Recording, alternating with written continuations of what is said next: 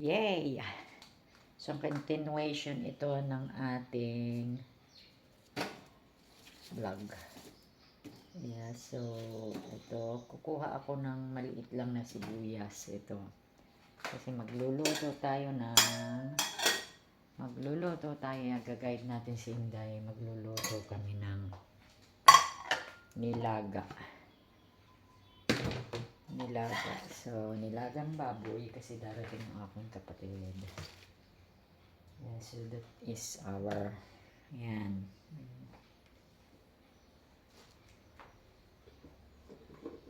Yan. Meron tayong baboy, and then meron tayong, ihanda ko muna yung mga ingredients. Tinutulungan natin yung Inday kasi wala siyang kasama, kawawa naman.